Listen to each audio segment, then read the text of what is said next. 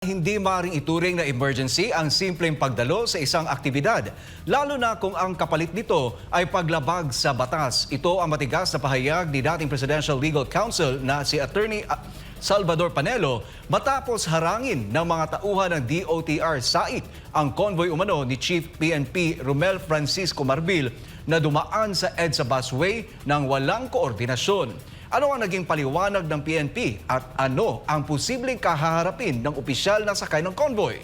Alamin sa ulat ni Paul Montibon live. Paul. Troy, magandang gabi. Patuloy na inaantabayanan pa ang maging resulta ng usaping ito sa pagitan ng Philippine National Police at DOTR SAIC. Ito ay para linawin ang mga patakaran kaugnay sa tamang paggamit ng EDSA busway. Matapos ang kontrobersyal na pagdaan ng isang convoy sa EDSA busway nang walang paalam, diretsahang tinawag ni Attorney Salvador Panelo na lawbreaker ang Philippine National Police at ang tinutukoy niyang lumabag sa batas, walang iba kundi isang mataas na opisyal nito. Nangyaring insidente gabi ng Martes, Pebrero 25 taong 2025. Sa video nakuha ng Team Golf SAIC, makikitang dumaan sa bus lane ang convoy umano ni Chief PNP Romel Francisco Marbil, isang aligasyon na itinanggi ng PNP. Ayon sa pulisya, kailangan daw kasi na mabilis na makarating sa Campo Crame ang opisyal na sakay ng convoy dahil sa isang mahalagang aktibidad. Pero para kay Attorney Panelo, malinaw ang regulasyon. Tanging mga otorisadong sasakyan lamang ang maaaring gumamit ng EDSA busway. Sa isang memorandum sa pagitan ng PNP, MMDA at DOTR, mariiginiit ng PNP na hindi sila sakop ng naturang paglabag kung may lehitimong dahilan ang paggamit ng EDSA busway. Sa tala ng DOTR, tanging mga otorisadong sasakyan lamang ang pinapayagang dumaan sa bus lane, kabilang na ang mga ambulansya, fire trucks at mga opisyal ng gobyerno na may pinakamataas na ranggo sa bansa, ang Pangulo, Pangalawang Pangulo,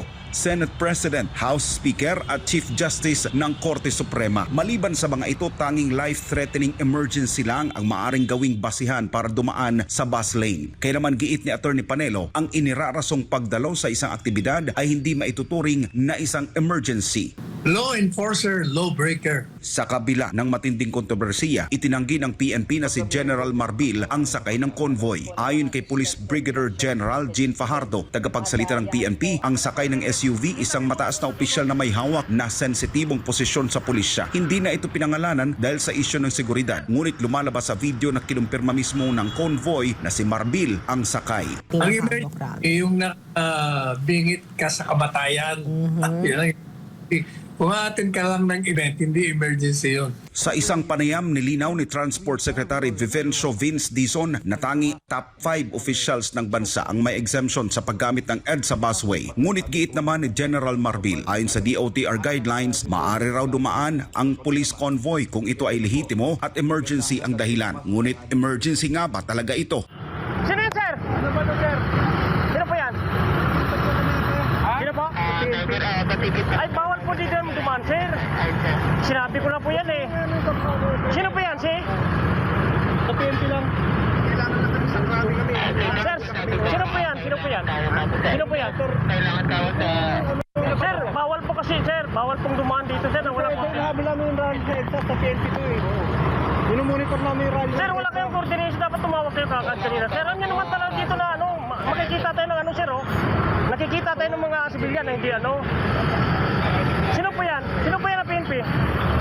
Chief? Alam niya na yan, sir, eh.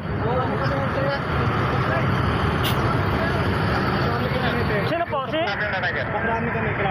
Oo nga, pagkarami. Alam niya naman na bawal yan dito, sir, eh. Mag-coordinate po tayo. Sige na. Kasi ano, paano lang, patikitan na lang po. Ha? Yan na kung pakrami. Balik na lang kami. Paano na lang, patikitan na lang. Kasi alam niyo naman na, ulit-ulit na lang tayo, sir, eh. Alam niyo naman talaga may mandate natin dito.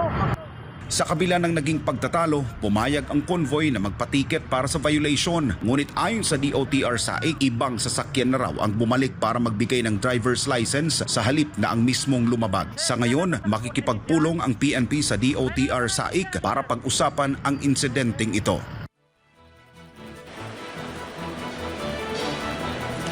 Troy, habang kinikilala ang kahalagahan ng mabilis na pagtugon ng mga otoridad doon sa mga mahalagang gawain o mga aktibidad, nanatili rin ang kahalagahan sa pagsunod sa mga ipinatutupad o umiiral na mga batas at regulasyon. Ang nasabing insidente sa busway kahapon ay magsisilbing paalala sa lahat ng ahensya na ang koordinasyon, tamang proseso ay susi sa isang maayos na pagpapatupad ng mga alituntunin sa lansangan. Para sa Diyos at sa Pilipinas kung mahal, balik sa iyo, Troy. Maraming salamat, Paul Montibon, para sa iyong balita.